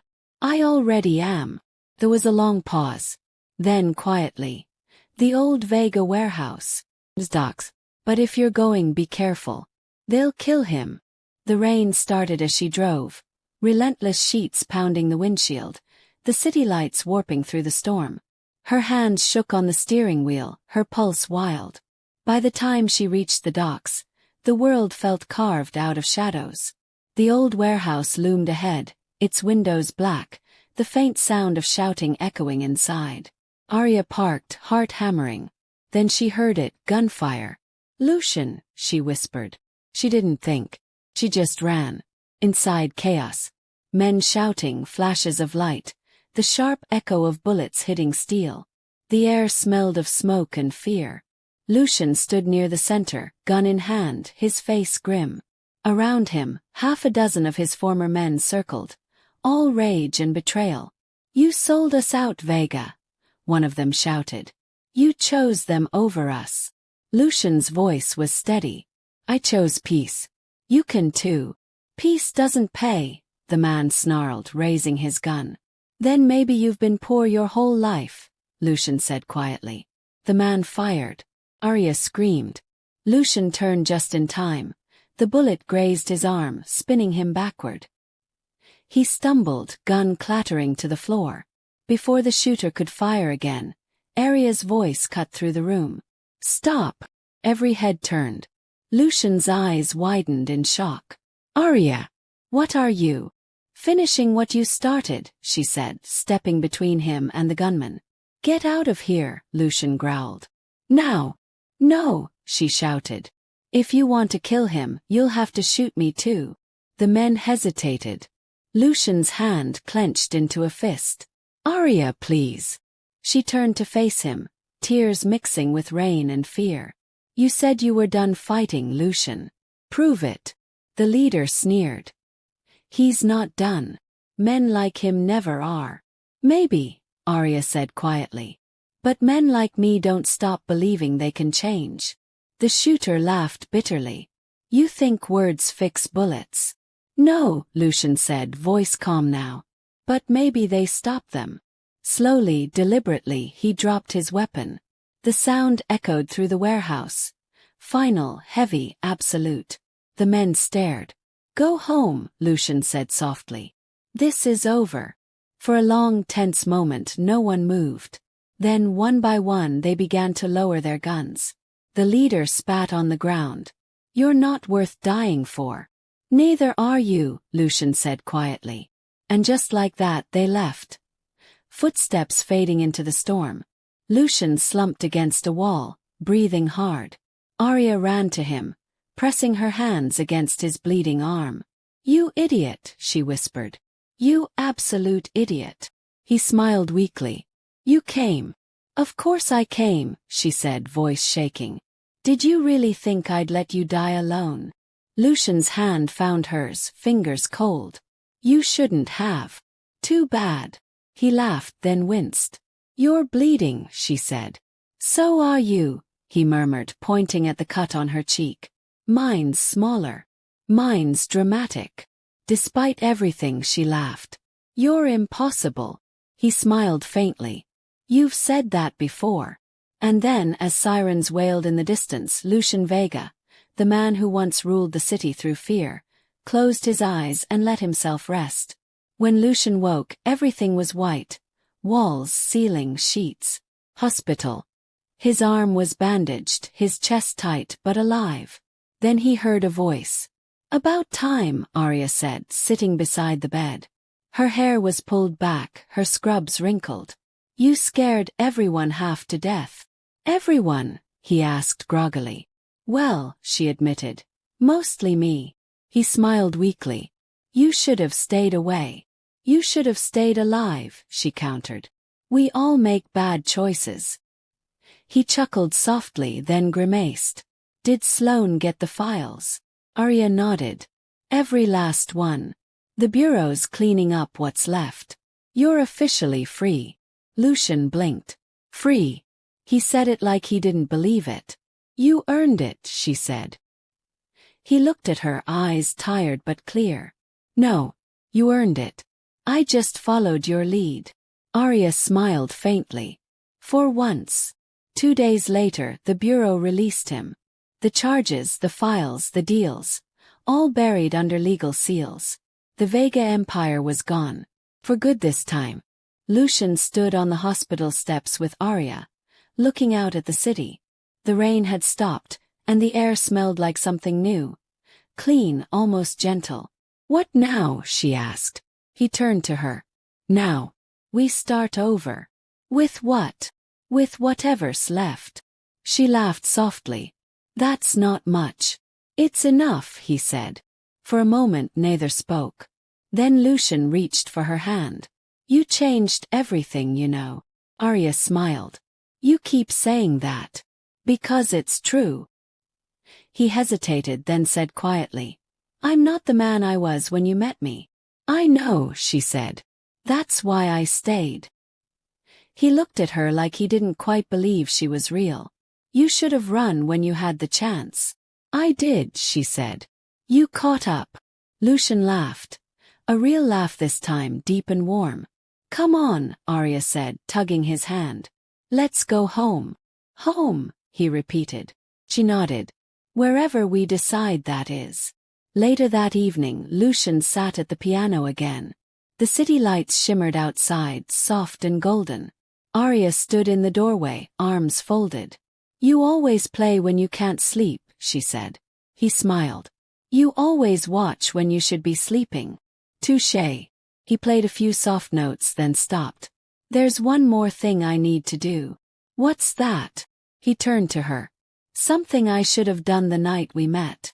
Lucian stood, walked to her and took her hands. I'm sorry, he said simply. For what? For everything I was before you.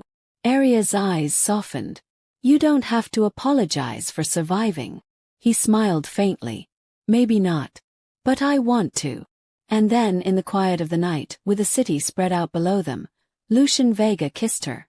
Not like a man claiming something, but like one finally setting something free.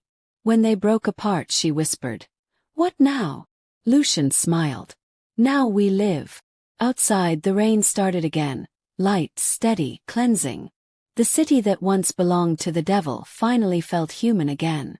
And somewhere between the thunder and the heartbeat of a piano, two people who'd been forged in chaos began something new. Fragile, uncertain, but real. Not redemption. Not perfection. Just love. The kind that burns away everything false until only truth remains. The days that followed were strange. Quiet, almost too quiet. Lucian Vega, once the name whispered in fear across the city, was gone. Not dead, not hunted, not running. Simply gone from the underworld he'd ruled. The papers called it a collapse, a shift in power, a vacuum. He called it peace. Arya called it the start of something real. They'd moved into a smaller place. A 2-bedroom apartment overlooking the harbor. No bodyguards, no marble floors, no silent men in suits. Just sunlight, books, and the smell of coffee in the morning. Lucian had traded his tailored suits for rolled-up sleeves and ink-stained hands, spending hours every day sorting through old business files. He was building something new. Vega Holdings, a legitimate company investing in renewable energy and healthcare. For once, he said, I want to build something that doesn't bleed. It was strange watching him change. Even stranger watching how natural it looked on him. One morning, Arya found him sitting on the balcony, coffee untouched, staring out at the water.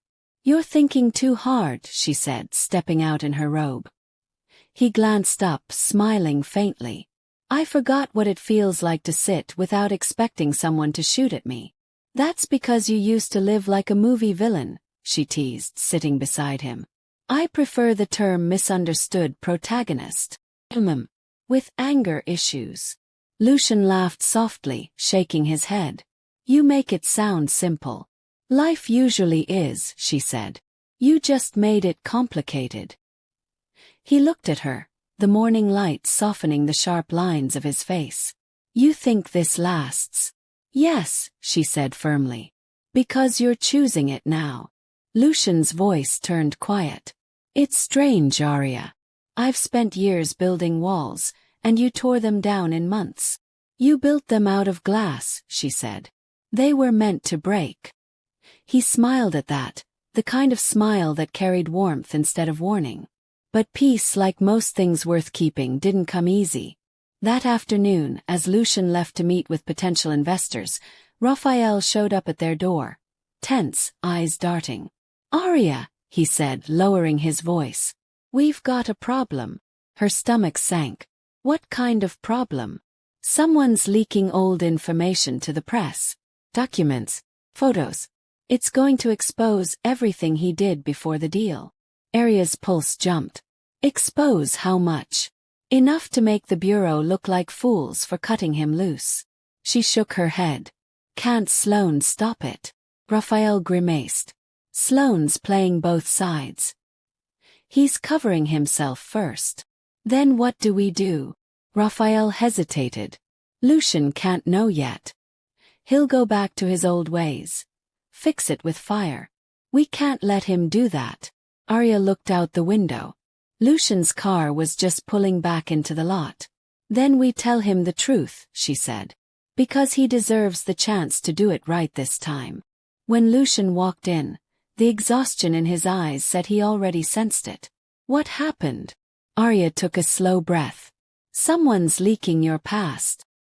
His expression didn't change at first, but the temperature in the room seemed to drop. Who? We don't know yet, she said carefully. Raphael's looking. Lucian's jaw tightened. They think they can drag me back into that world. Don't let them, she said quietly. He turned away, pacing, hands clenched. If I let this spread, it ruins everything. The company, the work, everything I've tried to build. Then face it, she said. He stopped.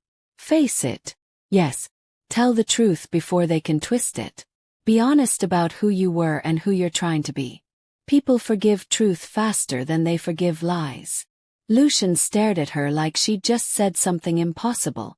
You think the world forgives men like me? No, she said. But I do. And sometimes that's enough to start with. He exhaled slowly, some of the tension leaving his shoulders. You make it sound easy. It's not. But you've done harder things. Lucian smiled faintly. You're terrifyingly persuasive, you know that?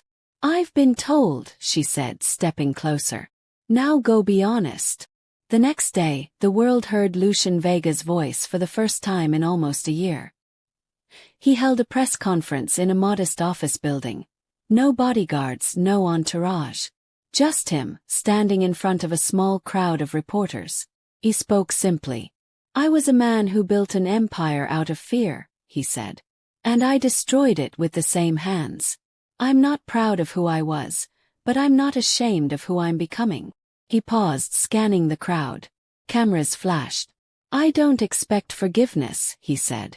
I only ask for the chance to prove that change isn't just a story we tell.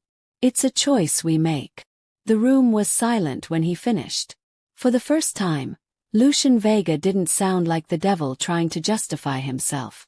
He sounded like a man finally ready to be free. That night, he came home exhausted but lighter. Arya was sitting on the couch, scrolling through her phone. They're already writing articles, she said softly. Some people think you're a fraud. Others think you're brave. Lucian smirked. I'll take brave. She smiled, leaning into him. You did it. He wrapped an arm around her shoulders, pulling her close. No, he murmured. We did it. And for the first time in his life, he didn't feel like he was waiting for the next war. He felt home. A year later, the city had almost forgotten the name Lucian Vega. At least the version that once ruled it. Now, his name appeared on donation plaques, community grants, and hospital wings. He'd turned his influence into something quieter, more enduring. The Vega Foundation, built in partnership with Arya, focused on helping underprivileged kids find education and escape the cycle he once fed. Lucian spent his days in an office filled with sunlight and laughter instead of fear. Arya spent hers in the children's ward at St. Helens, her white coat as much a badge of hope as it was of healing. Every evening they met at home, the same small apartment overlooking the water, now filled with warmth, color, and the soft hum of a piano. The world still whispered sometimes. People still judged. But they had stopped running. One afternoon, Arya found Lucian sitting on the floor surrounded by sketches and business plans. You're making a mess, she said, stepping over a pile of papers. I'm making a future, he corrected. She picked up one of the drawings. A hospital. He nodded. 4 kids. Underprivileged ones. State-of-the-art free care. I want to name it after you. Her eyes widened. Absolutely not. Too late, he said with a grin. It's already registered as the Vale Center. She stared at him, speechless. Lucian. It's the least I can do, he said softly. You saved me, Arya. It's only right I return the favor to someone else. Tears welled in her eyes, but she smiled. You're ridiculous. Maybe. But I'm happy. That evening they went for a walk by the harbor. The sun dipped low, painting the sky in gold and violet. Do you ever miss it? Arya asked quietly. The power. The danger. Lucian thought for a moment. Sometimes, he admitted. Not the blood. Not the fear. Just the certainty. I always knew who I was back then. Now I'm still figuring it out. She smiled. Welcome to being human. He laughed. It's exhausting. Worth it, though. He looked at her, his expression soft. Everything's worth it when it's with you. A month later, the Vale Center opened its doors. Cameras flashed as Arya cut the ribbon, children cheering behind her. Lucian stood quietly beside her, refusing interviews, content to watch her shine. When the ceremony ended, she found him standing alone by the fountain outside. "You did this," she said. He shook his head. "We did this." "Still," she said, touching his arm. "You turned everything you were into something beautiful." Lucian smiled faintly. "You taught me how." She leaned up and kissed his cheek. "Then I guess we're both guilty." He laughed softly. "Of what?" "Hope," she said. "The good kind." That night, back home, Lucian sat at the piano again. He played softly, the melody gentle and full, the same song he'd once played in shadows, now reborn in light. Arya sat on the couch, watching him, a book forgotten in her lap. "You always play that one," she said. "It's the only one that still feels like me," he replied. She smiled. "Then keep playing." He looked up at her, eyes warm. "You know what scares me now?" "What?" "That I've finally got everything I never thought I'd deserve, and I don't know how to stop being grateful." Arya stood, walked to him, and placed her hand over his on the keys. "Then don't stop." He turned his hand, fingers lacing with hers. "You're too good for this world, you know." She smiled. "Maybe. But you're proof it can still surprise me." Lucian kissed her hand gently. "Thank you." "For what?" "For teaching the devil how to love." Arya laughed softly, brushing a strand of hair from his face. "You were never the devil, Lucian." He smiled. "Maybe not. But I did meet my angel." As the night deepened, the city lights shimmered across the harbor, the same city that once feared his name now sleeping under its quiet protector. Lucian played one last note, soft and lingering. Arya whispered, "What's that one called?" He smiled. "New Beginnings." And together, as the world outside hummed with life, they stayed there. Two souls who had walked through fire, now finally learning how to live in its light. The night the storm came back, the city was quiet. Lucian had just finished a late meeting at the Vale Center when the thunder rolled in, low, heavy, like the sound of an old ghost clearing its throat.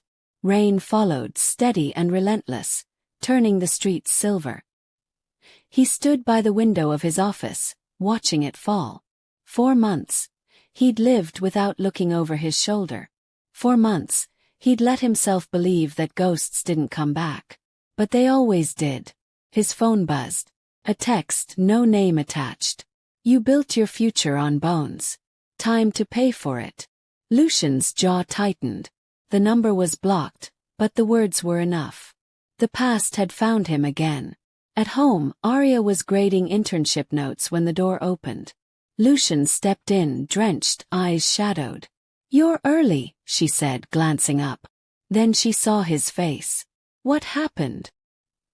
He handed her the phone silently. She read the message, frowning. "Is this a threat?" "It's a promise," he said grimly. "Lucian," she started, but he was already pacing. "I thought it was over. But someone's still out there. Someone who thinks I owe them." "Do you?" "No," he said firmly. "But that doesn't matter.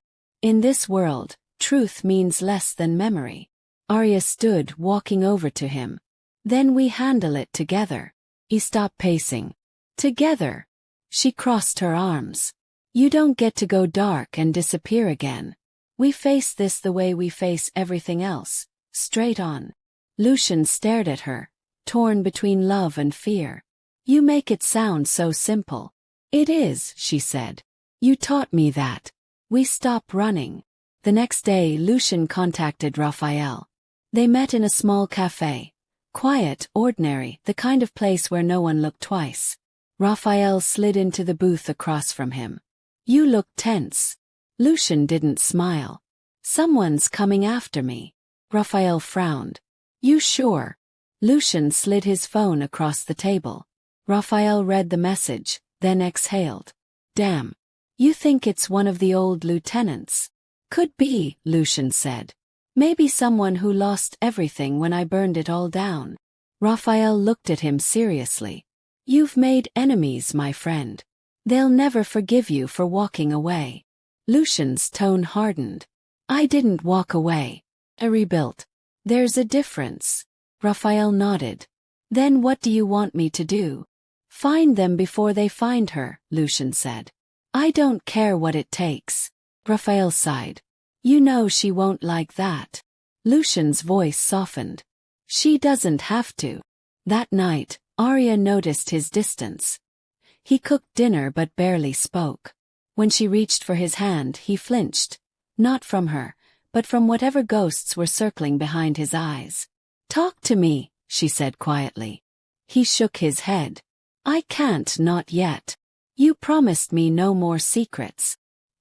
He looked up then, eyes full of something raw. I'm trying to protect you. From what? From me, he said softly. Arya's voice trembled.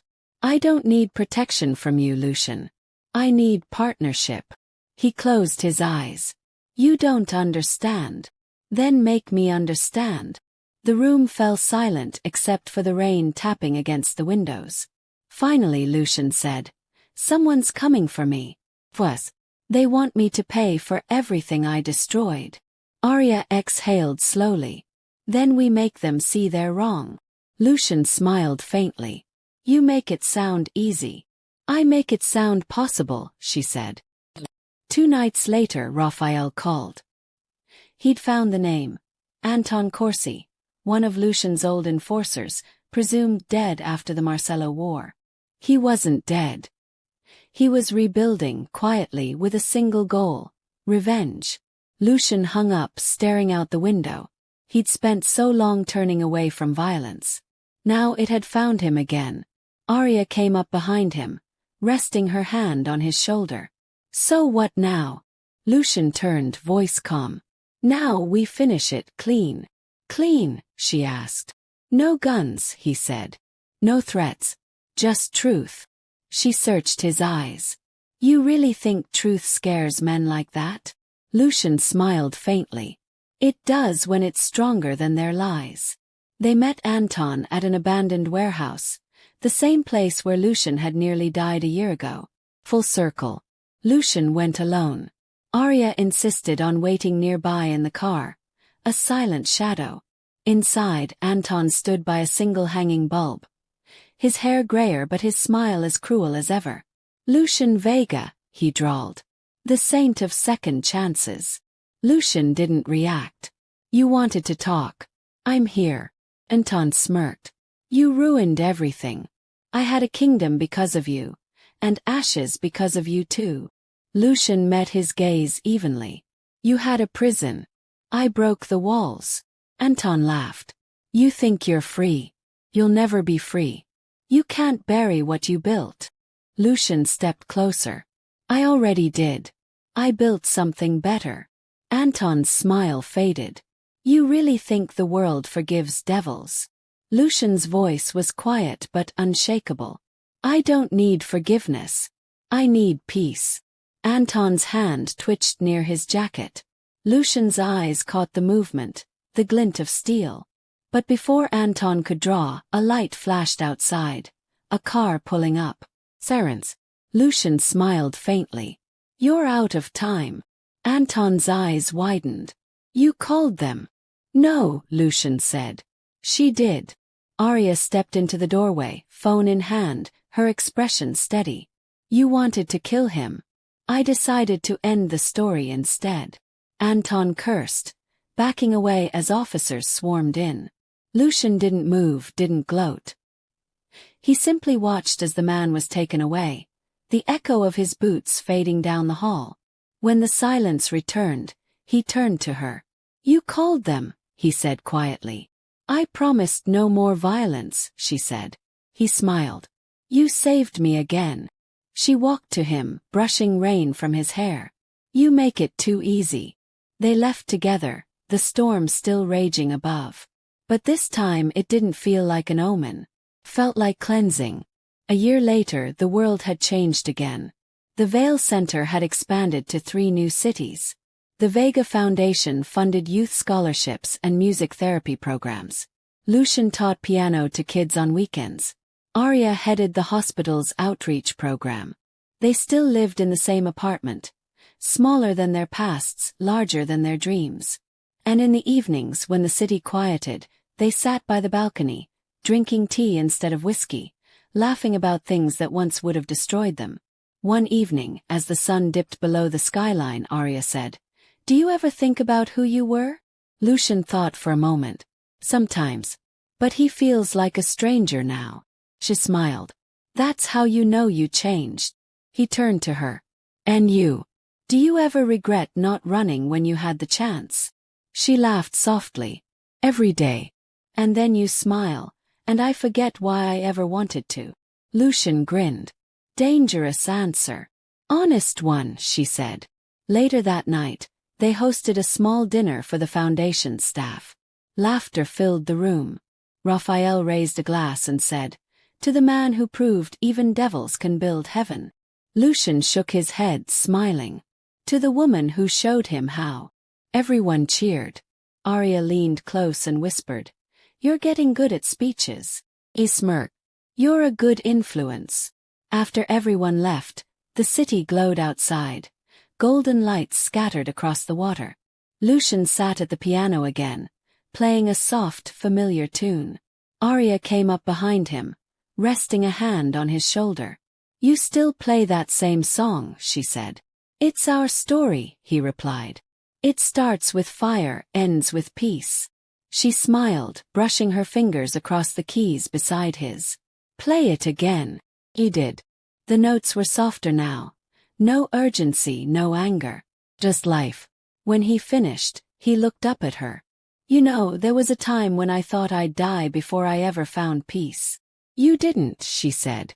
"You just had to fight the right way." He took her hand, kissed her knuckles gently. "You turned my war into music.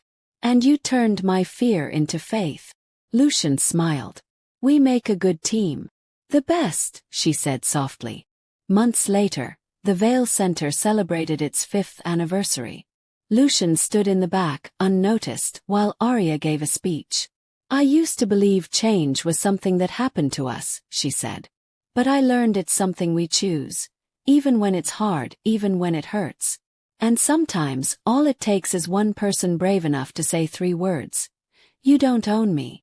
Applause filled the room. Lucian felt tears sting his eyes. He hadn't cried in years. When Arya looked up and found him in the crowd, she smiled. The kind of smile that told him every storm had been worth it. That night, they walked home together through the quiet streets. The city lights shimmered like reflections of their past. Distant, fading. Lucian stopped suddenly, looking out over the water. "You know what I realized?" "What?" "That maybe I didn't need to destroy my world to change it. Maybe I just needed to stop being afraid of its light." Arya smiled. "You've come a long way from the man who yelled at a waitress." He laughed quietly. "Yeah. She was terrifying. She still is." Lucian looked at her, eyes warm. "And perfect." They stood there a moment longer, hand in hand, the city alive around them. Then Arya whispered, "Come on, Mr. Vega. Let's go home." As they walked away, the storm clouds parted, revealing a clear sky. Lucian glanced back once at the skyline, the same skyline that once belonged to a king of shadows. Now it belonged to no one. It belonged to peace. He squeezed Arya's hand, and together they disappeared into the light. 2 souls who had rewritten the meaning of power, love, and redemption. No crowns. No thrones. Just freedom. And for Lucian Vega, that was the greatest empire of all. The fire may be out, but every ending sparks a new beginning. If you want to see where their story goes next, like, subscribe and turn on the notification bell, because the next story drops soon, and trust me, you won't see it coming.